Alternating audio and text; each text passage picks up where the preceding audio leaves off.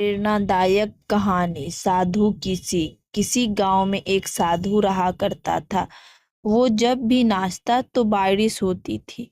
अतः गांव के लोगों को जब भी बारिश की जरूरत होती थी तो वे लोग साधु के पास जाते और उनसे अनुरोध करते कि वे नाचे।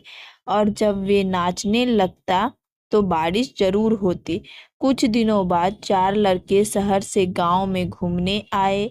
जब उन्हें यह बात मालूम हुई कि किसी साधु के नाचने से बारिश होती है तो उन्हें यकीन नहीं हुआ।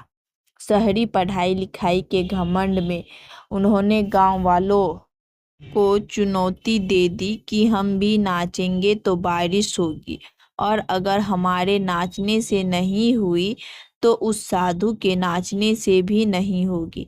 फिर क्या था, अगले दिन सुबह ही गांव वाले उन लड़कों को लेकर साधु की कुटिया पर पहुंचे। साधु को सारी बात बताई गई। फिर लड़कों ने नाचना शुरू किया। आधे घंटे बीते और पहला लड़का थक कर बैठ गया, पर बादल नहीं दिखे। कुछ देर में दूसरे ने भी यही किया और एक घंटा बीतते बीतते बाकी दोनों लड़के भी थक कर बैठ गए, पर बारिश नहीं हुई। अब साधु की बारी थी। उसने नाचना शुरू किया। एक घंटा बीता, बारिश नहीं हुई। साधु नाचता रहा।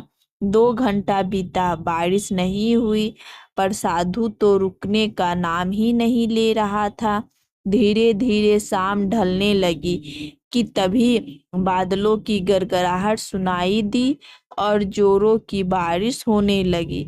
लड़के दंग रह गए और तुरंत साधु से क्षमा मांगी और पूछा, बाबा भला ऐसा क्यों हुआ कि हमारे नाचने से बारिश नहीं हुई और आपके नाचने से हो गई।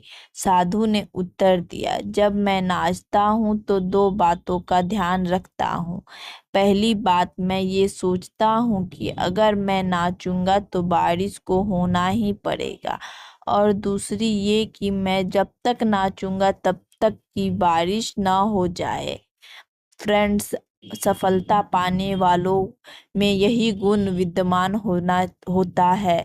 वो जिस चीज को करते हैं उसमें उन्हें सफल होने का पूरा यकीन होता है, और वे तब तक उस चीज को करते हैं जब तक कि उसमें सफल ना हो जाए। इसलिए यदि हमें सफलता हासिल करनी है तो उस साधु की तरह ही अपने लक्ष्य को प्राप्त करना होगा।